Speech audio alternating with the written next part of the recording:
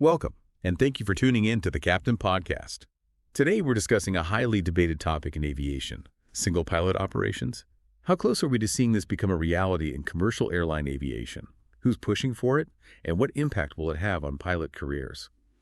To shed light on these questions, we're joined by an expert with deep knowledge of aviation regulations and the evolving landscape surrounding single pilot operations. Stay with us as we break down the key issues, challenges, and future implications of this potential shift in the industry. Okay, let's unpack this. We're talking about reducing the cockpit crew from 2 or sometimes more down to just 1 pilot, at least for most of the flight. Now, for anyone listening who flies, this idea, it immediately sparks a mix of curiosity and maybe some real concern, right? It's actually not entirely new, I remember hearing about FAA guidance back in the early 90s for controlled rest, 1 pilot taking a break. Yeah, but the union shut that down pretty quick, and rightly so, given the tech back then. Exactly. And then there were those NASA simulator studies, in the 2010s? Yeah.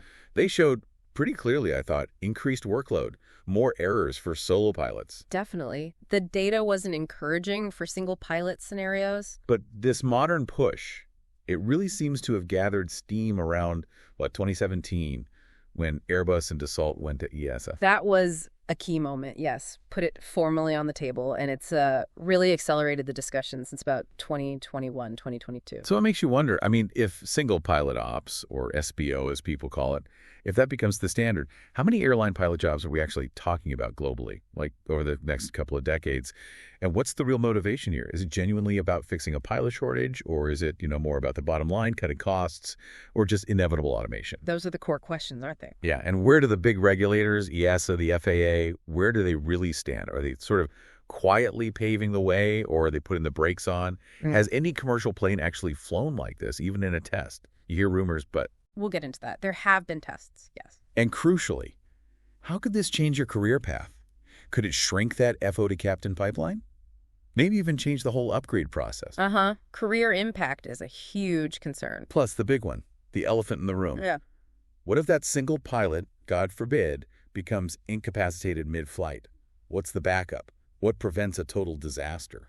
That's probably the single biggest hurdle, technically and psychologically. We'll definitely be digging into all of these questions today. And just to clarify, when we say single pilot operations, we mostly mean 1 pilot on the flight deck during cruise, maybe while another rests, not necessarily gate-to-gate solo. Yes, terms like reduced crew operations, RCO, or EMCO, extended minimum crew operations, often refer to that cruise phase scenario. Right. So let's jump in. Who are the main players pushing this forward, and why are they doing it? Well, you've got the big aircraft manufacturers, first and foremost. Airbus has been very visible with their Project Connect for the A350. They were initially aiming for single-pilot cruise ops around 2025, maybe tied to the A350 freighter. Dassault joined them when they approached EASA back in 2017. Boeing's been a bit quieter publicly. They acknowledge they're studying it, but they always emphasize safety equivalence. Has to be just as safe as 2 pilots. Which is the right thing to emphasize, obviously. Absolutely. And then you have the avionics and tech companies like Collins Aerospace, Honeywell, Thales. They're all developing the underlying systems needed for this. It's a bit of a tech race. Then the airlines. Cathay Pacific was initially linked as the launch partner for Project Connect on their A350s. Lufthansa has been involved as an advisor, but they've been pretty clear. No plans to use it unless safety is absolutely guaranteed. Interesting hedge there. Very much so. But the cargo carriers. That's where the real action seems to be, or at least the strongest interest. FedEx Express, for instance, showed significant interest. They even ran some quiet flight trials back in 2021. Oh, really? With what kind of aircraft? They used a modified ATR-42 turboprop. It's probably the largest commercial-type aircraft we know of that's flown with essentially 1 pilot under test conditions for this purpose. Wow. Okay.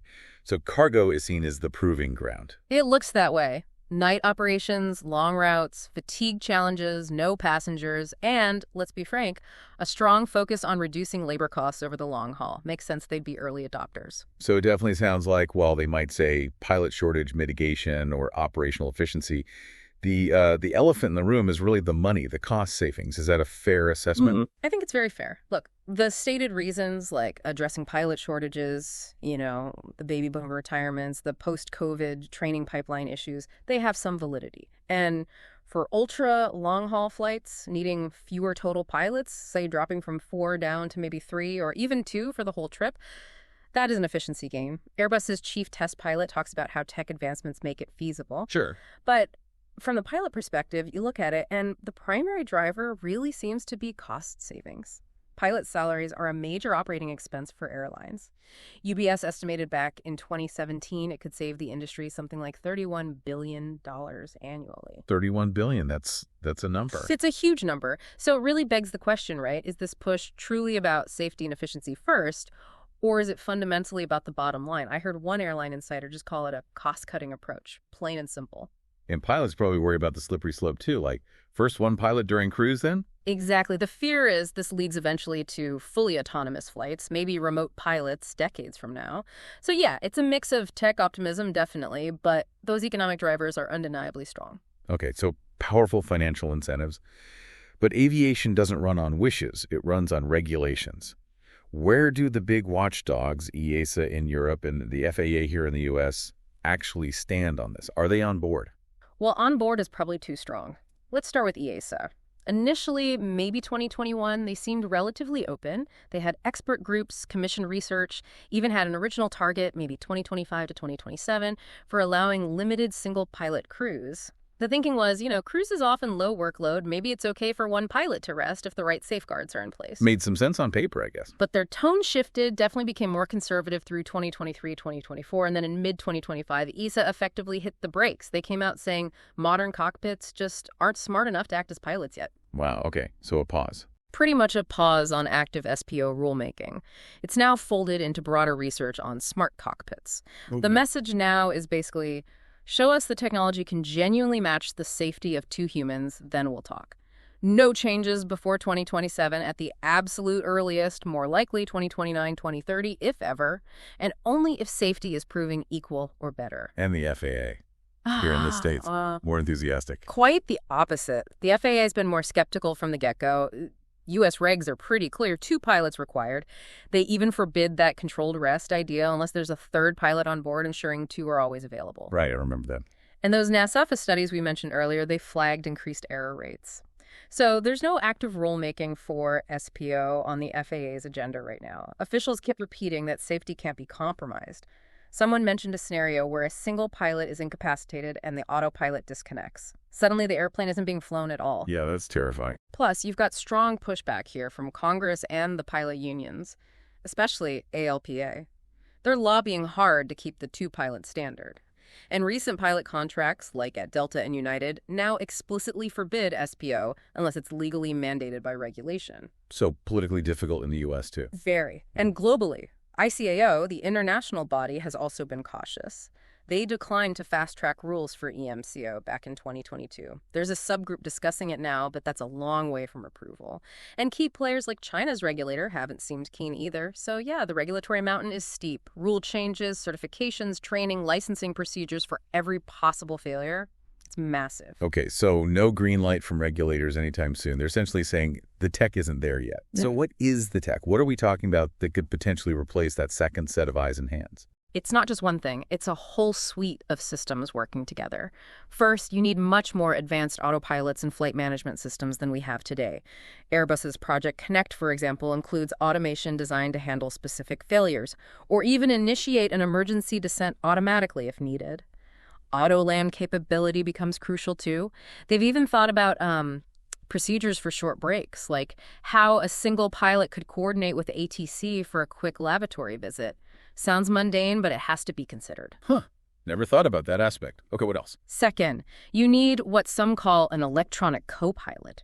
Think AI-based monitoring systems that are constantly watching the aircraft, the systems, even what the human pilot is doing. Like a digital assistant? Exactly. Cross-checking data entries, maybe calling out a missed checklist item, monitoring for anomalies. Companies like Collins, Honeywell, Thales are all working on these smart cockpit features. It's fascinating, the idea of an AI literally acting as your co-pilot. Yeah, a bit sci-fi almost. Third, and this is absolutely critical for single pilot ops, is pilot state monitoring. Systems to detect fatigue or, more seriously, incapacitation. How would that work? Sensors? Potentially, yes. Onboard systems monitoring alertness, maybe vital signs through eye tracking, heart rate monitors integrated into headsets or seats. If the system detects drowsiness or illness, it could alert the pilot, maybe even try to rouse them. And if there's no response? Then automatic backups kick in, autopilot engages fully, the system might contact ground control or a remote center automatically. You see early versions of this concept in business jets, like Garmin's emergency auto land system. Right. That system's impressive. Fourth, you'd likely need enhanced ground support, potentially even remote pilot links. Imagine mission control centers staffed with rated pilots like they use for military drones. They could offer assistance, or in an extreme emergency, perhaps even limited remote intervention. Well, that raises huge questions about communication reliability, cybersecurity. Absolutely massive challenges there. Ultra-reliable, low-latency comms are essential, probably something we'd see in cargo first, if at all. And finally, the most ambitious piece, automated emergency handling. Full-on autonomy in a crisis. Airbus's Dragonfly project is the big example here. They tested it on an A350. What did Dragonfly actually do in the tests? It managed a simulated pilot incapacitation scenario. The system identified a safe diversion airport, autonomously changed course, communicated with ATC and airline operations, performed an automatic landing using vision systems, not just ILS, and even assisted with taxiing off the runway. That directly tackles the what-if scenario. It does. It's designed to be the ultimate backup if the single human pilot is completely out of the picture. Okay, that's some seriously advanced stuff. Dragonfly sounds incredible. So, given all this tech development, where are we timeline-wise? You mentioned the FedEx trials. Are any airlines actually flying single pilot now, even experimentally? Let's be crystal clear for pilots listening. No commercial airliners are flying passengers with a single pilot in scheduled service today in 2025. Zero. All the flights you hear about, like the FedEx ATR trial, were highly controlled, specific test cases under special permissions. Routine single-pilot operations in passenger service are realistically at least 5 to 10 years away, probably more. And even proponents like Cathay Pacific are now publicly saying no plans without absolute safety assurance. Good to clarify. What about key milestones pilots should know? Okay, so serious NASA research kicked off around 2012. Then 2017 was the Airbus Dassault approach to EASA. Fast forward to Feb 2021, you had those FedEx Sikorsky ATR tests. June 2021, the Reuters story broke about Cathay and Airbus's Project Connect, targeting the A350 for SBO cruise by 2025. That got everyone talking. Airbus started their Dragonfly autonomous flight tests on the A350 in 2022, completing the main demos in 2023. But right around then, 2023, the pilot unions really ramped up their opposition campaigns. Which seems to have had an impact. It certainly contributed to the shifting regulatory tone. By 2024, EASA was publicly pushing back its timelines, signaling no rule changes before 2029. And in 2025, they formally paused active SBO rulemaking, folding it into the broader smart cockpit research. So a definite slowdown. So the tech is advancing, pieces being tested. But the big question remains, can technology truly reliably replace the judgment, the intuition, the redundancy of a second human pilot? Which naturally brings us to the pilots themselves and the unions. What are their core arguments against this? The opposition from pilot groups IFALPA globally, ECA in Europe, LPA in the US, it's pretty much universal and very strong. Their core message is consistent. Single pilot operations introduce significant additional risks. You see slogans like, safety starts with two. Mm-hmm. Their number one concern, overwhelmingly, is pilot incapacitation. Simple as that. If the single pilot becomes unable to fly for whatever reason, there is zero backup in the cockpit. They point to countless real-world incidents where the second pilot took over and saved the day. Automation, they argue, just cannot anticipate or handle every possible scenario. Two pilots provide inherent built-in redundancy. Makes sense. What else? Workload and human error. Flying isn't just monitoring autopilot and cruise. Those NASA studies showed single pilots face drastically higher workload, especially when things go wrong, which leads to reduced performance and more errors. The second pilot is constantly managing radios, running checklists, cross-checking inputs, monitoring systems.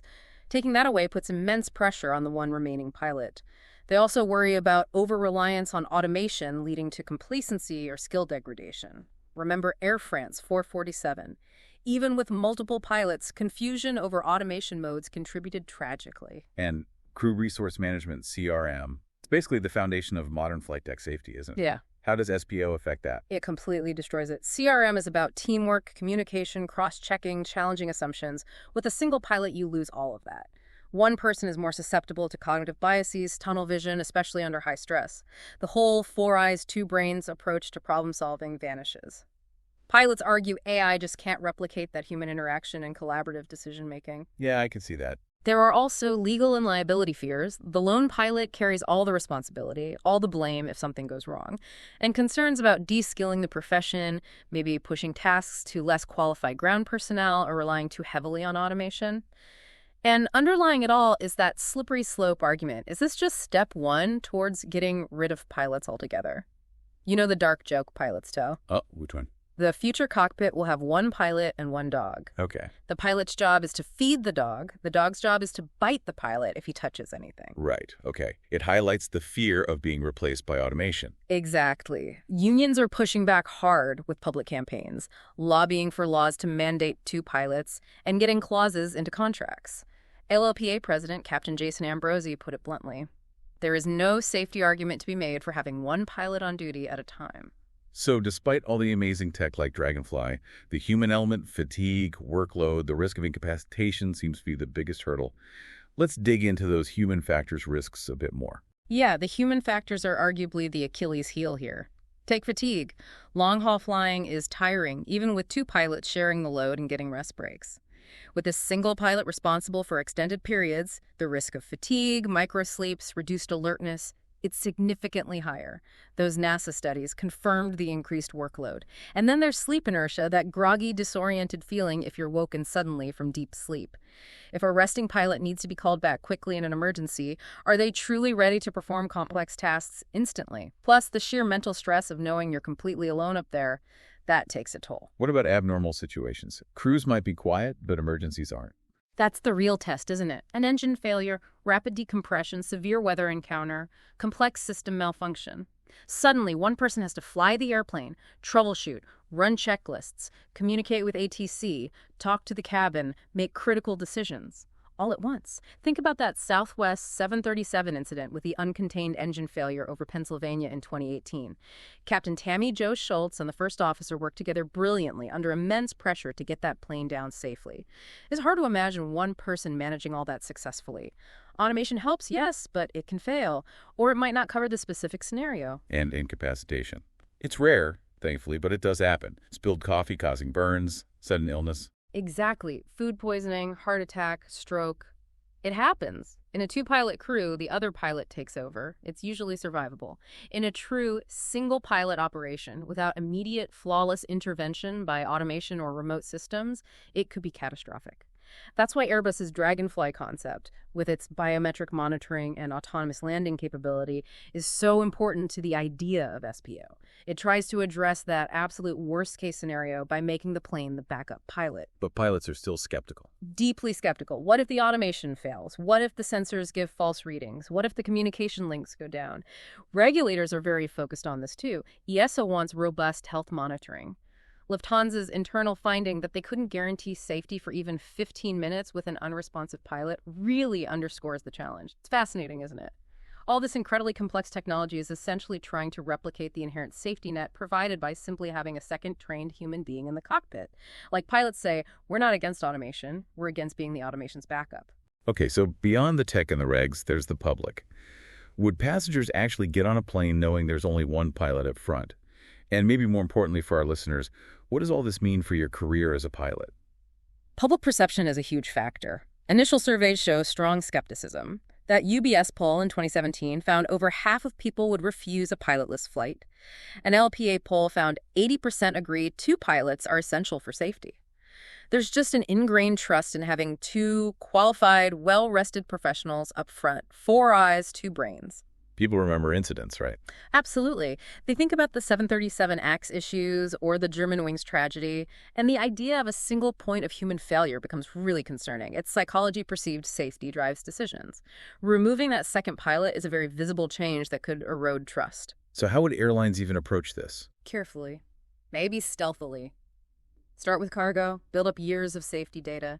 Use less alarming terminology like extended minimum crew operations instead of single pilot. But transparency will be difficult, and insurance. Insurers might demand higher premiums, at least initially.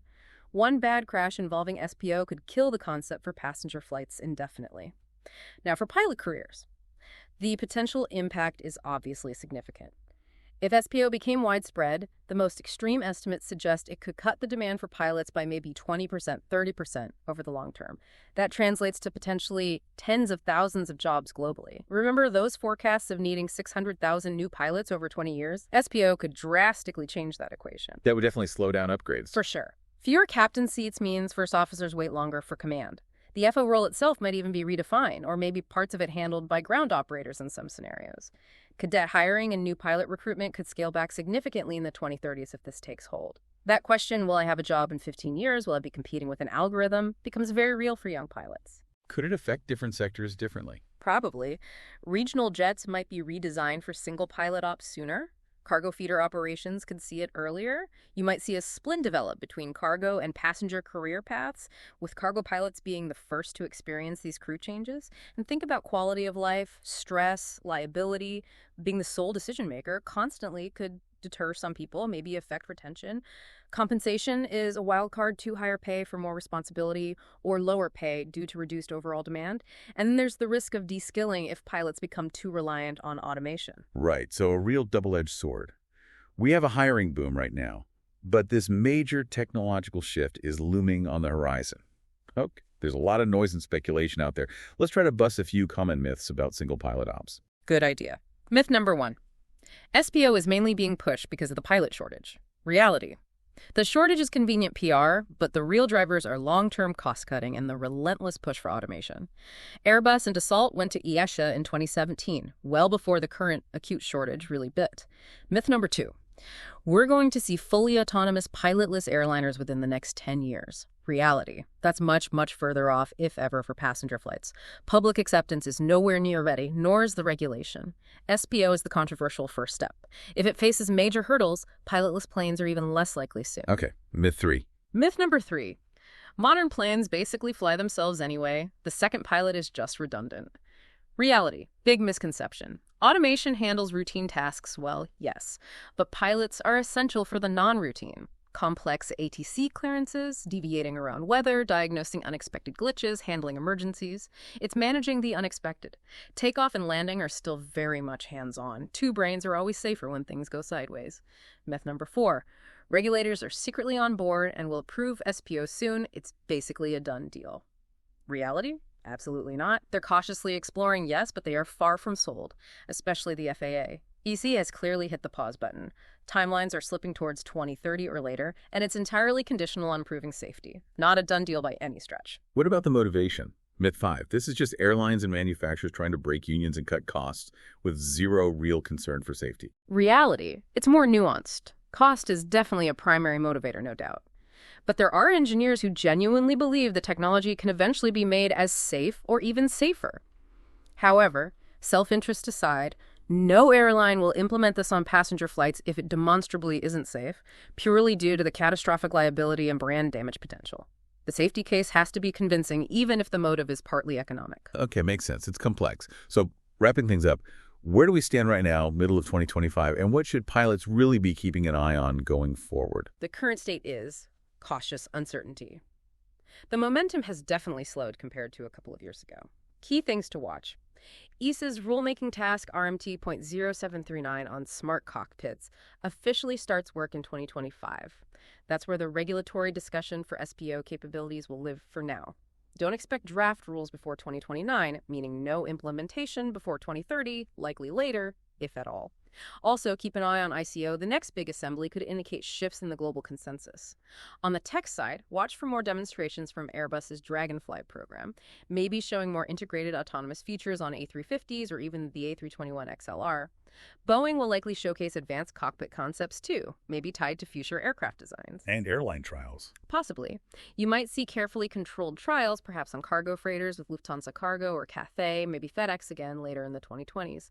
These would likely operate under very specific exemptions or special approvals, and the data gathered from them on fatigue, system reliability procedures will be crucial for regulators. And of course, keep watching the pilot unions and any legislative efforts in the US or Europe to mandate two-pilot crews. So if you're a pilot listening now, what should you be doing? Just wait and see. I'd say be proactive. First, stay informed, follow credible sources, safety reports, official regulatory updates, union briefings, not just headlines. Second, Engage where possible. Provide constructive input through your professional associations. Talk to lawmakers if you have the opportunity. Third, think about professional development, understanding these new technologies won't hurt, regardless of the outcome. Fourth, use your voice. Pilots are trusted figures. Explain to people why having 2 pilots matters, using real examples like the Hudson landing. And finally, just monitor the signals from industry leaders and regulators. Don't get complacent if the topic goes quiet for a while. These things move in cycles. Right. So for now, the bottom line is 2 pilots in the cockpit remains the global standard. No changes are imminent, but the next decade is absolutely critical in shaping the future of the flight deck. It really feels like a classic battle between technological possibility and the hard-won wisdom of operational safety. Exactly. Whether single-pilot operations ever become a widespread reality hinges entirely on demonstrating bulletproof safety evidence and then making some very hard societal and regulatory choices. For pilots, the job now is to scrutinize that evidence, participate actively in those choices, and never, ever compromise on the ultimate priority: the safety of everyone on board and the integrity of the skies we fly in.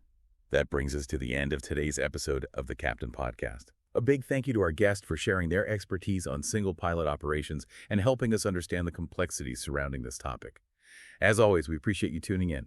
A quick note, 97% of our listeners aren't subscribed to the channel, so if you've enjoyed this episode, please consider subscribing.